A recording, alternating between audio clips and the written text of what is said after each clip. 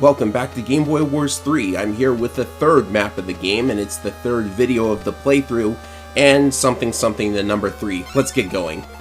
This time we're going to be introduced to air units. This is the first map with airports, and believe me, air units are going to be very important in this playthrough. So let's get started. The first thing I want to do is, I want to clear up the wasteland on this road, so it's time for me to deploy constructors. Do I have any? Yeah, I have one. Actually, what I should do is go on the screen, and if you press start, you can actually sort all of the units you have by unit type, which is very, very helpful because you're going to be getting a lot of units by the end of this. Your army can have a max 50 units. Right, I don't think I need a second constructor at this point, so the goal for this map is basically going to be to get to this airport and factory. That's where we're going to launch our attack on the HQ from. The enemy does have one unit pre-deployed, but it's not a really big one, it's just one constructor. Right, so probably should bring out the artillery first, and let's see here. I want to deploy my units before I move on to the air units for now, so let's get some convoys going. We're going to need those too. Also important in this map, since we're dealing with air units, you really want to have supply trucks for keeping those refueled. Of course, you can only use supply trucks to refuel battle copters, transport copters, and a couple of other air units too. The low-flying air units. It's like Super Famicom Wars. Can you deploy from the city? Yep, it's close enough to the HQ. You can deploy from it. So, let's put the missile down, because now the enemy has an airport. They're going to be sending out an air unit. And what we want is, you start with a lot of money in this map, of course. Actually, you're going to be starting with more and more money as the game goes on. So I'm just going to go ahead and bring out 2 battle helicopters, because those are incredibly good in campaign mode. Like, they're the basic air unit in most Advance Wars games, so they're pretty much the bread and butter of your force if you've got an airport on the map. But in this game, they promote into something really, really good. So I'm hoping I can show that off. Like, I'm playing through the campaign with the minimum number of battles required to complete it, so it's possible that I might not be able to show off all of the units, because I would have to, like, do a bunch of leveling up in order to show them all off. But battlecopters, you definitely want to level those up and get them going. Alright, so move up the convoys. Now, I said the supply truck is going to be very important for keeping your air units flying, and that's very, very much true. The helicopters in this game actually burn 3 units of fuel per day, like for their upkeep. I think they only burn 2 in Advance Wars, and they also started with a lot more fuel. They only start with 60 in Game Boy Wars 3. Not to mention that they're going to be using up their ammo quite a lot, and you can see why the supply trucks are actually pretty important. So in addition to our supply trucks, we also probably want our combat buggies and battle cars as backup. So here they come. After I've finished clearing out that wasteland terrain, the constructor is basically going to be on development duty. It's going to fix up all of the properties. I don't really need any more units to come out immediately, because the cheapest unit is the transport copter for 1900 gold. So let's go ahead and get another constructor so that I can increase my income. And what else? Not enough money for anything right now. Well, not anything big anyways. So the enemy has got transport copters, and it's going to be using them to try and get to the properties on this map, but to be totally honest, like, the entire bottom section of this map is not very important, because it's just a bunch of properties down south. They're not important. Why would you want to capture this airport? You're not going to mount any offensive from it. Well, I guess you could go down there and go around the bottom of the map this way, but I find it quicker to just go along the top. Right. So I want to move the convoy first so that the can't move on to the wasteland. That's unfortunate. So, oh, this one can move on to it, though. Alright, so that's good. Go ahead and capture. And capture this, too. Now we can have the constructor clear away this wasteland. And that means the artillery can move forward. And so can the missile. Like, it's not that they can't move across wasteland terrain, it just really slows them down. Alright, I think that transport copter is in range, so we can in fact destroy it. I don't know if you get... Oh, it was left with 1 health. That's interesting. Normally they're one-shots, but I guess that comes when the battlecopter starts leveling up. The enemy does not have any anti-airs at this moment, so that's good. I do not know if you get experience points for the unit that was inside the transporter if you destroy a unit that's transporting something.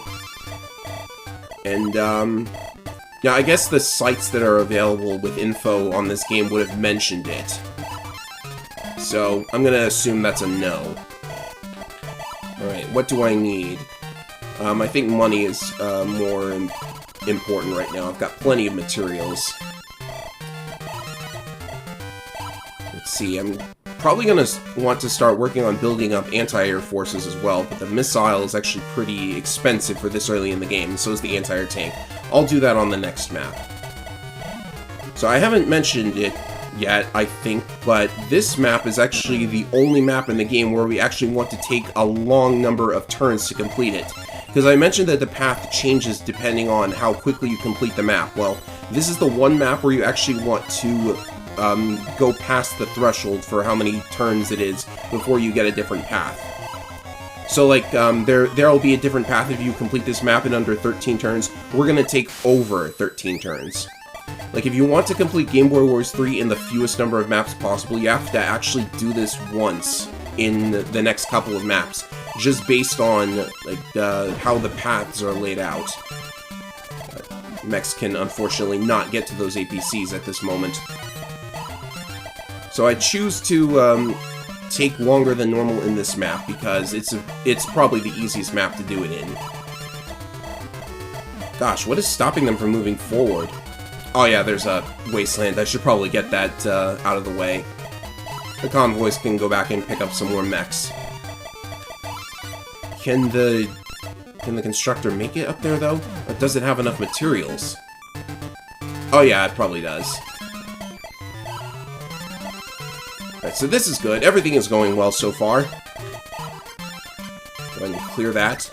Oh, and he leveled up. As you can see, the constructor has gone from rank D to rank C, which doesn't mean a whole lot for the constructor. Leveling up doesn't... Like, the non-combat units don't benefit a huge amount from leveling up. They get more defense, which is a good thing, but, you know, other than that, it's not like they can suddenly be carrying more supplies or something. Alright, so the missile can attack this T-copter, so I'll go ahead and do that.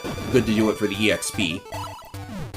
The missile only has a range of 2 to 3 spaces, but that's not a huge issue, considering that they can move and fire in the same turn in this game.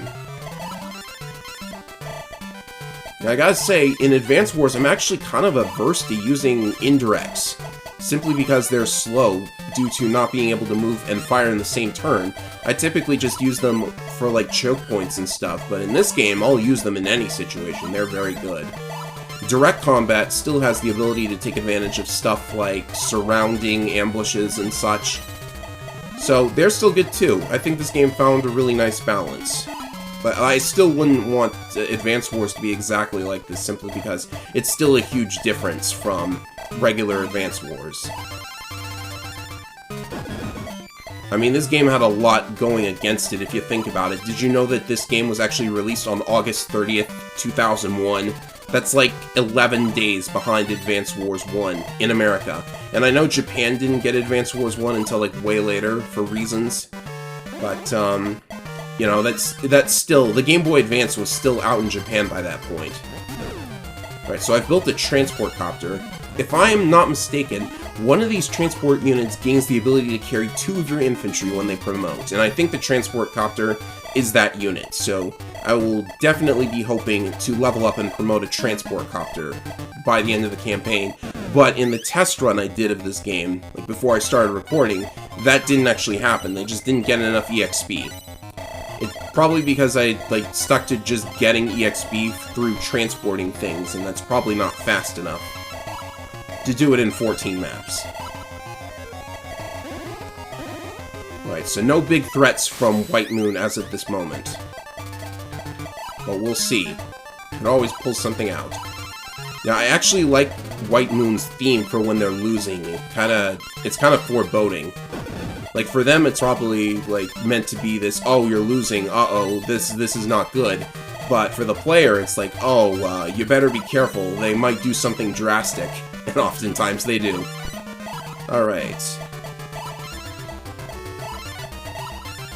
Mech gets in. No other mechs for transporting, well, for getting onto the transport truck, so I guess this truck just has to move forward a little bit. It's actually possible to leapfrog units from one transporter to the next, but again, they can only move if they did not load in the same turn. They can only unload, rather, if they did not load in the same turn. So that's something to remember. Can this combat buggy get all the way up to the mech? It can. Excellent. It's kind of out in the open a little bit, so I think the combat buggy is the biggest threat right now. You can see the initiative does not really bother the battlecopter at all because it's so defensive against most ground units, aside from, of course, anti-airs.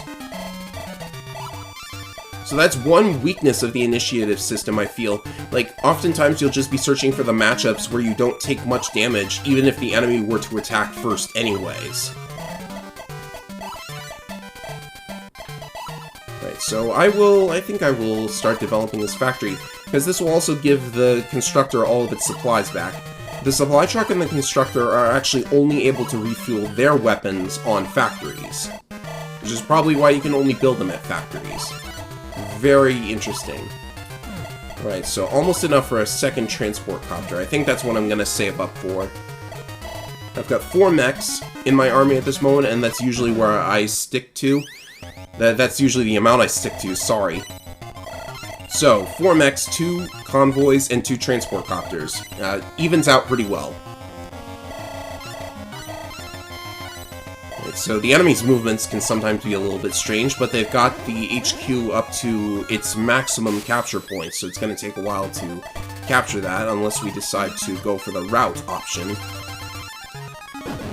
Which is not impossible.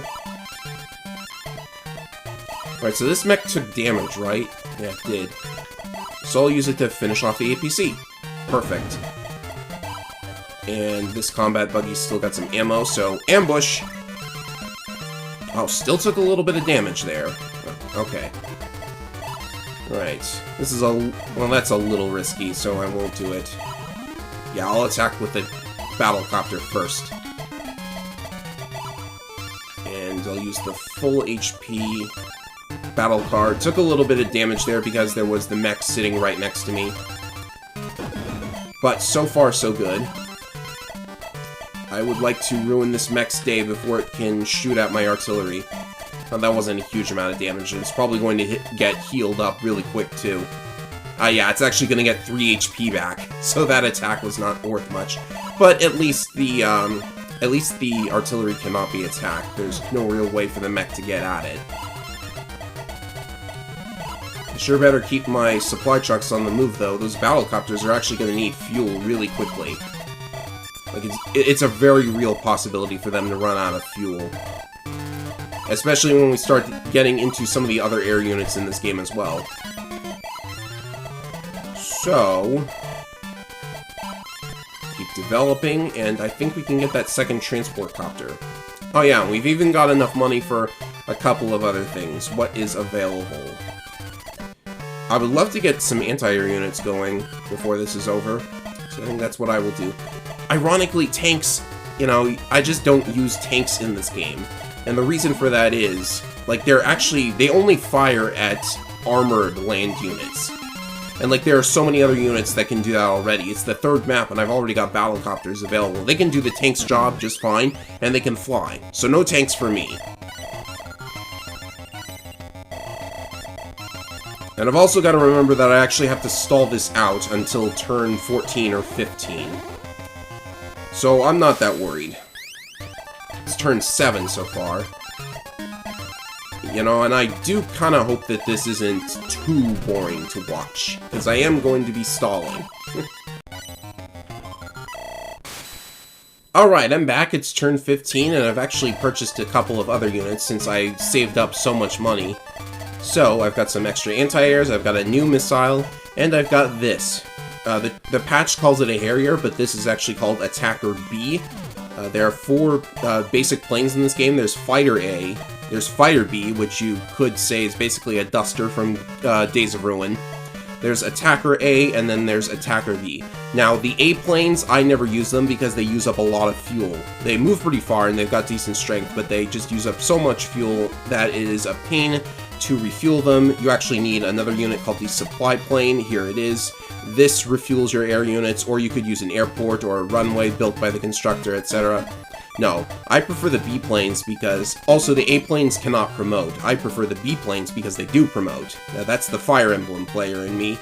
So I've got 2 Attacker Bs, and if we manage to get them to promote, you'll see how interesting they are when they promote. Because they become something interesting when they promote. Alright, so that is it for map number 3. We took 15 turns, which means we'll be going to map 4. And, oh goodness, the recording has actually been going on for 24 minutes already. That's weird. I didn't think I was going that slowly. Well, I guess I could play through one more map. Right. So with that out of the way, we move on to map 4. And from here on out, we're going to clear the maps as quickly as possible so that we take the quickest path through the rest of the game. Yeah, there's no need to stall from here on out. So we have another map with airports. It's pretty basic. The enemy is going to have a battlecopter pre-deployed already. By the way, enemy pre-deployed forces, they're going to be your nightmare eventually. Because they have... In the later maps, they just have so much. But we're going to lead out with our... What do we lead out with? The battlecopters? I guess we could lead out with the battlecopters. Get those guys going first, because Attacker B actually moves much farther. Also, Attacker B, even though it's a plane unit, it gets refueled by the supply truck. So I guess it's a low-flying plane of sorts. It's a little interesting. So we want our anti-air units going, because the enemy will be building some air units as well. And I suppose the artillery couldn't hurt, and... I guess get the supply truck going too, because we're going to need that. So I think the time we need to make is 15 turns. So we'll need to beat this in under 15 turns in order to go on to map number 9. I just looked this up prior to recording. Yeah, I'm definitely going to look all this up before recording every time I start playing, so that there's no confusion on my part. Right, so missiles got to start moving. And, about these rivers, this is a river, by the way. The tiles look a little weird. This tile set actually has a lot more flexibility for map design. Like, the tile sets in Advance Wars are more detailed, but that means, you can't do as much with them, or else it'll look weird. If you don't care about it looking weird, then you can do whatever you want, but... the aesthetic in this game is actually pretty good, while at the same time being very flexible. So, back to what I was saying about the river. Treaded units, such as the missiles, anti-airs, and artilleries, they can never go over the river, or the mountains. I think car units can go over rivers and mountains. Definitely mountains, because you've seen that already, but rivers, I'm pretty sure they can handle that too. So it's an interesting idea. Right, so now it's time for... I think I'm gonna put down one transport copter and a mech, and then one of my attacker bees. That's probably what I can do. Yeah. Sounds good to me. And the music keeps shifting because the game can't decide whether I'm ahead or not.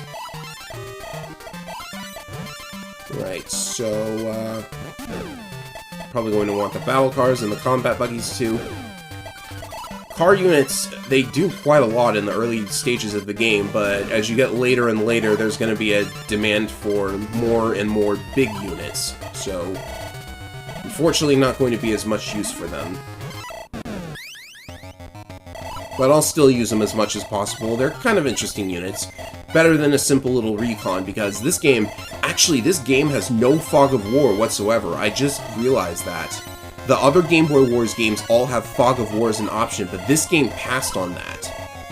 I guess they just didn't want to add that on top of all the other stuff that this game does.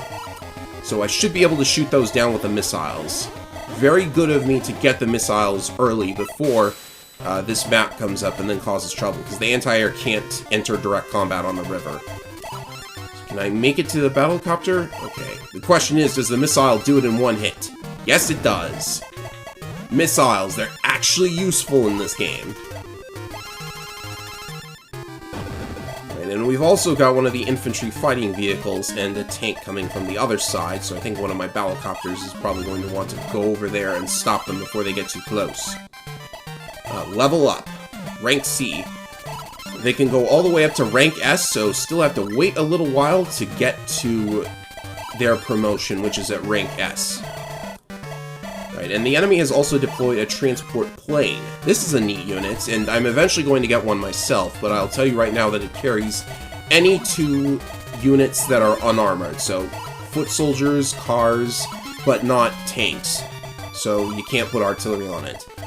It's very useful because you can get your constructors and supply trucks where they need to be, and that's super, super helpful. And you can, in fact, load a transport truck carrying an infantry onto your transport plane, and you can unload all of that in one turn. It's really nice. So yes, Attacker B. Good against basically anything that isn't a fighter. But it runs out of fuel very quickly. Since it's classed as a plane, even though it gets refueled by the supply truck, since it's classed as a plane, it's going to burn 5 fuel every turn. And that's quite a number. Like, I don't even think that's how much they burn in Advance Wars. I would have to check. Like, normally you just don't care about fuel in Advance Wars, because either your units are going to be dead by the time it matters, or you're just going to have so many options for refueling. The APC in Advance Wars can refuel anything it wants to, as many times as it wants to, so that's probably a big contributing factor. I stumble over my words sometimes just because it's really getting humid in this room right now. Unfortunately, I live in that part of the country. Everything's heating up for the summer. But since summer is almost over, well, let's see if fall's any better, right? Might as well deploy all of my units, and no space to build anything, so I've probably been saving up a lot of cash. So I wonder what I should build. Like, I have a general idea of what I'm going to need and when to build it. Like, soon, when we start dealing with Navy units, I definitely know what I want to build then, because it's almost a requirement for if you want to beat the game this quickly. Yeah, I got no idea why the transport plane went in so close to units that are definitely going to blow it up in one shot. This AI is not the best. Most of the difficulty is going to come from how big the enemy forces eventually start getting. Like, I mean, that was the case in Advance Wars as well. So anti-air's still very useful. They can clean up infantry in a flash. And, let's see, it's time for our battle cars to start doing something once our, let's see, Attacker B could go all the way into the back. But, you know, it would probably get surrounded and cut off before it could get back to the supply truck. I'm not gonna do that. Combat Buggy 1 can't get close enough, and number 2 can get just barely close enough. That's fine. I guess I better use the air unit on the battle car. And there's still another anti-air, so would the battle car work? Let's see how much damage I'm taking in return. I'm gonna lose about half the battle car's health, but I guess that's fine. I can very easily stop those infantry units at the river anyways. Like going here? I guess I need to get the APC out of the way first, and there's no way to do that.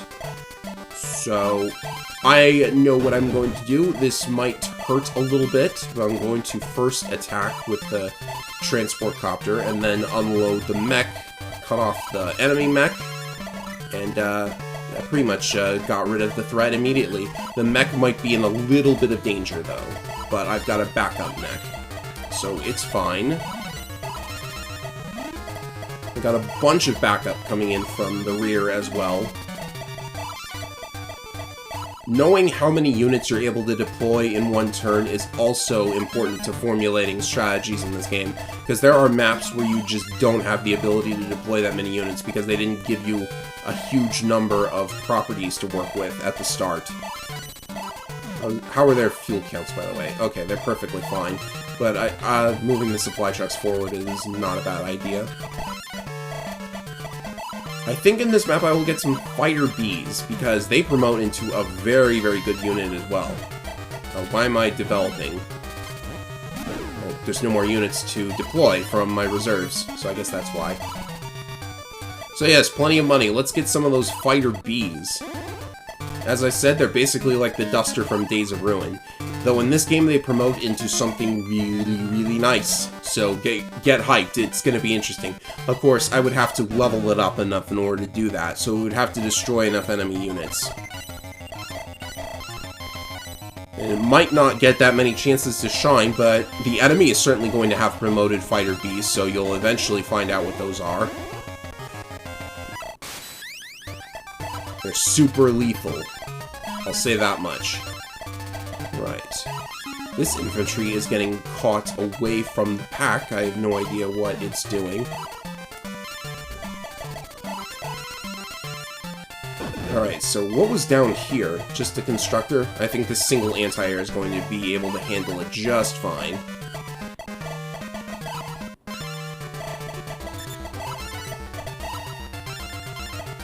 Let's see, is this a good play? I guess it is.